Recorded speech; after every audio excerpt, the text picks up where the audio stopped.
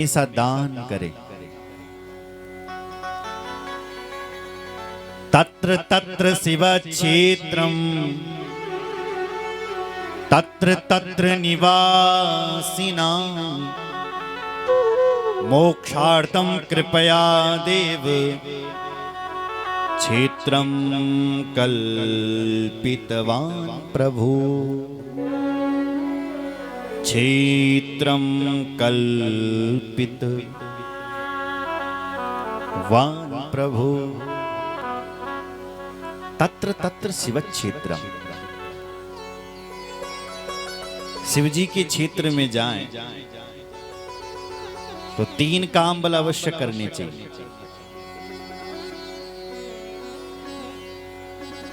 क्या क्या? दान, स्नान और जप अवश्य करना चाहिए। तीर्थ क्षेत्रम सदा कार्यम स्नान दान जपादिकम अन्यथा रोग दारिद्र्य मोकत्वम ध्यानो यान नरः। तीर्थ क्षेत्रम सदा कार्यम, तीर्थों में सदा कार्य करें। क्या? स्नान दान जपादिकम। जो लोग तीर्थों में आकर के मौज मस्ती करने के लिए आते हैं वो इस तीर्थों में साफ पुण्य नहीं कमाते हैं। वो तो यहां से दरिद्रता को लेकर के जाते हैं जो तीर्थों में मौज मस्ती और केवल गंगोत्री में सेल्फी खींचने के लिए आता है। तीर्थों में आकर के तो पुण्य कमाना चाहिए। तीर्थों में तो श्रद्धा से स्नान करना चाहिए, जप करना चाहिए और दान करना चाहिए। अगर आप तीर्थ गए, गंगोत्री आए और यहां आपने दान नहीं किया,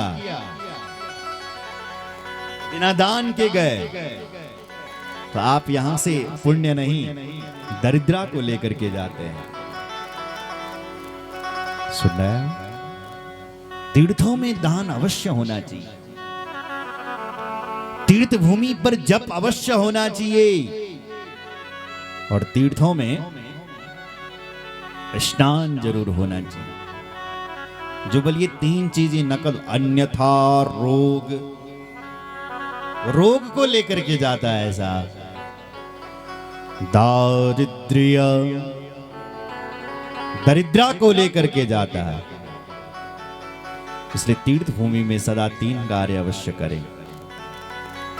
अच्छा, सबसे ज्यादा तीर्थ कहां है? बोलो जय श्री राम। बोल दो। भोजन किया है या व्रत है? सोमवार का व्रत है ना। तो आज यदि राम जी का नाम ज्यादा बोलोगे तो ज्यादा पुण्य मिलेगा। राम भी बोलते हैं तुम पुण्य राम राम दिन रात। राम जी भी तो राम राम करते हैं सब। हिमवद गिरिजा गंगा पुण्या सतमुखा नदी, पुण्या सत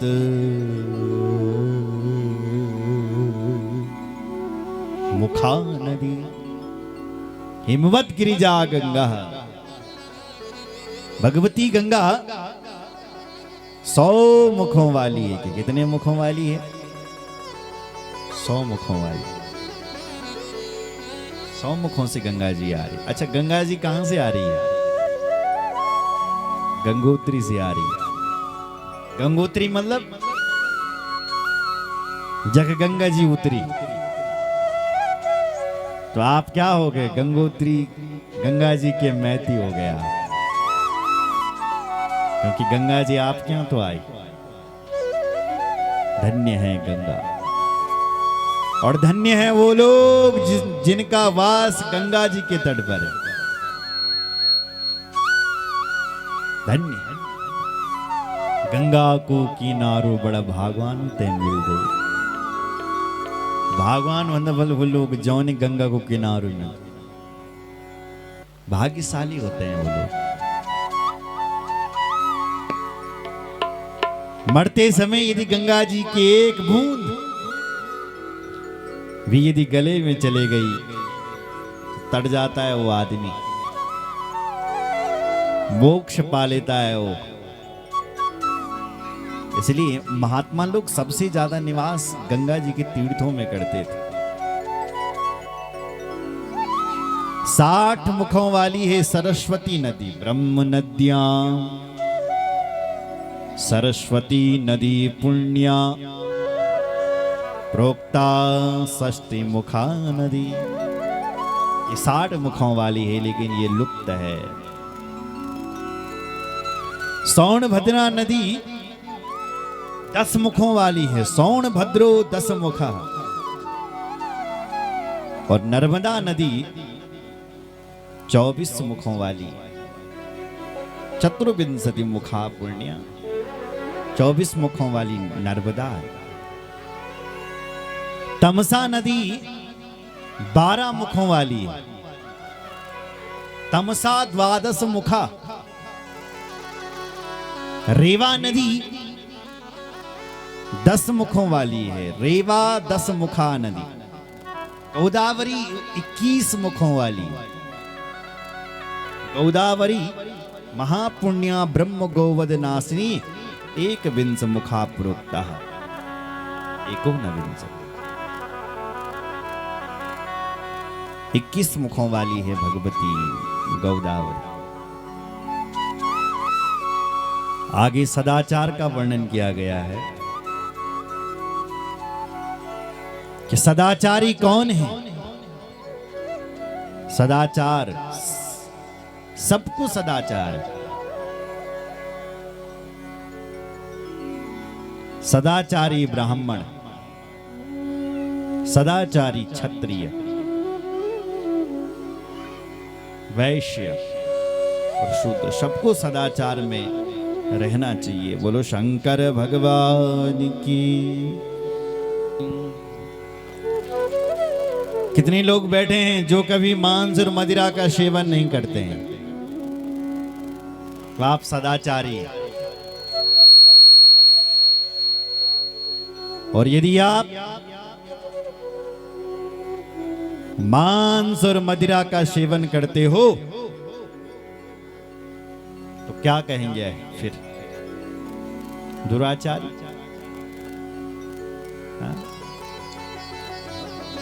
राक्षस। बोलो जय श्री राम। इसलिए अपने अंदर सदाचार लाए। बोलो शंकर भगवान की जय।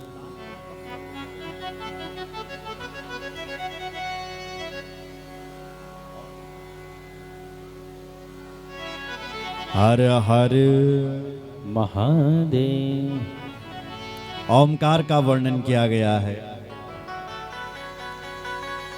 जो प्रणव है, ओमकार है, वो ओमकार भगवान शिव जी के मुख से सबसे पहले निकला। उपादिशम निजम मंत्रम ओमकार मुरुमंगलम। ओमकारो मन मुखज्ञे ये प्रथमम मत प्रबोधक। उपादिशम निजम मंत्रम। देखो भाई, ओमकार के बिना तो कोई मंत्र ही पूरा नहीं है।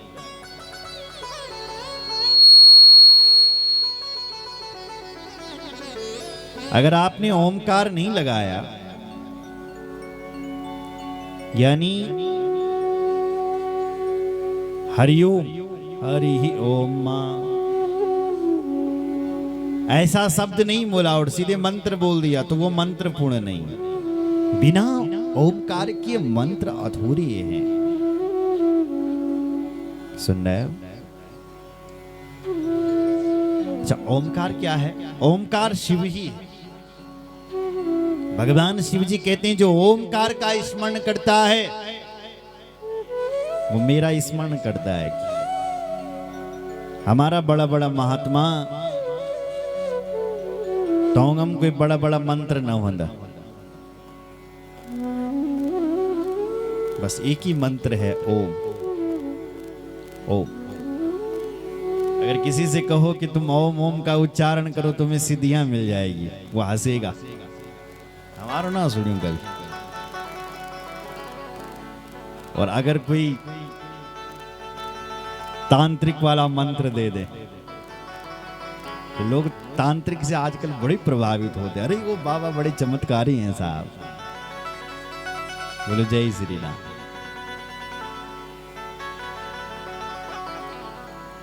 तो जो ओमकार का स्मरण करता है, भगवान शंकर कहते हैं वो मेरा स्मरण करता है।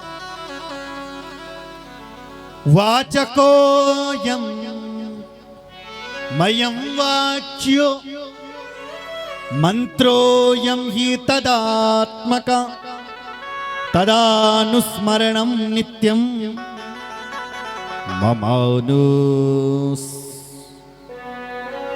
ममानुस्मरणं भवे।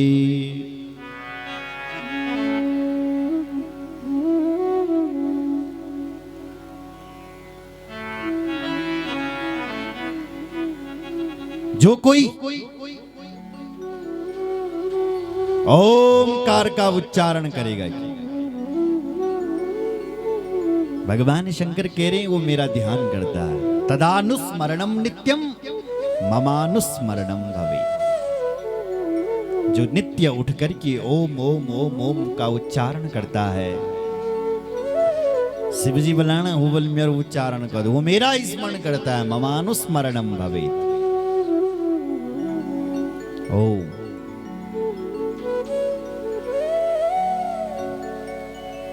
रोज अपनी श्वासों को खींचे। आप प्राणायाम करें, श्वासों को जोर से लें और फिर धीरे धीरे करके छोड़ें। एक ध्वनि निकलेगी, शब्द आएगा। जो शब्द होगा शिवोहम शिवोहम शिवोहम, हम शिव हैं।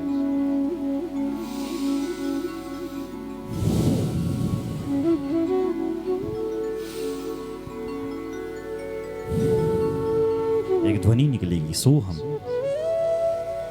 सोहम, हम शिव हैं, हम शिव हैं। और जब व्यक्ति शिवमय हो जाता है तब उस आत्मा में रम जाता है। बोलो जय श्री राम।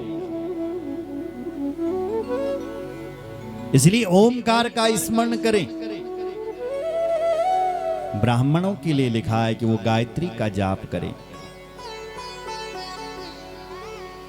पूर्ण ब्राह्मण तब है जब 12 लाख गायत्री का लक्ष्य 12 युक्तस्तु पूर्ण ब्राह्मण ईरितः। इसलिए हमारे संस्कृत महाविद्यालयों में जब दाखला होता है, किसी बच्चे का एडमिशन होता है, तो उसको वेद पढ़ने के लिए, ब्रह्म विद्या पढ़ने के लिए सीधे नहीं लगाया जाता। सबसे पहले उसका यज्ञोपवीत संस्कार किया जाता है, उसका जनेऊ संस्कार होता है, तब उसको वेद का अधिकार दिया जाता है। पहले वो गायत्री जपेगा, वेद माता गायत्री। बोलो जय श्री राम। आप ब्राह्मणों देवताओं के चरणों में प्रणाम करते हो, इसका मतलब क्या है? आप दान देते हो, दक्षिणा देते हो, उसके बदले में आपको पुण्य मिल रहा है। हमारे ब्राह्मण देवता जो गायत्री करते हैं, उस गायत्री करने का जो पुण्य है वो आपके खाते पर जा रहा है जब आप दक्षिणा देते हैं, दान देते हैं। बोलो जय श्री राम। धर्म अर्थ, धर्म करो, उससे अर्थ की प्राप्ति होगी। अच्छा, जब अर्थ आएगा तो उससे भोग होगा, और जब भोग होगा तब वैराग्य होगा, और जब वैराग्य होगा तब उससे मोक्ष हो जाएगा। धर्म अर्थ के लिए होता है। देखो हमारे ब्राह्मण देवता कहते हैं आप अनुष्ठान कराओ, नहीं कहते आप ये शिव पुराण का अनुष्ठान करवा रहे हैं, तो इससे आपको अर्थ भी, भले अर्थ खर्च हो रहा है, धन तो खर्च हो रहा है, लेकिन इससे तुम्हें अर्थ की प्राप्ति जरूर होगी। धर्म से अर्थ आता है। जब व्यक्ति धर्मात्मा होता है तो भगवान उसको सबसे पहले धन ही तो देते हैं। आप होकर के देखो, मर्यादा में रहो, धर्म कर्म से रहो, तो तुम्हारे पास धन की कमी नहीं होगी। भगवान खजाना खोल ही देगा। धर्म से अर्थ आएगा, अर्थ से ही धर्म होगा। अच्छा, जब पैसा आएगा आपके पास तो उससे क्या होगा? आपका भोग होगा, आपकी सुख सुविधाएं जो है वो पूर्ण। जब पैसा आएगा तो अच्छा मकान बनेगा आपका, धन आएगा तो अच्छी सुख सुविधाएं होगी।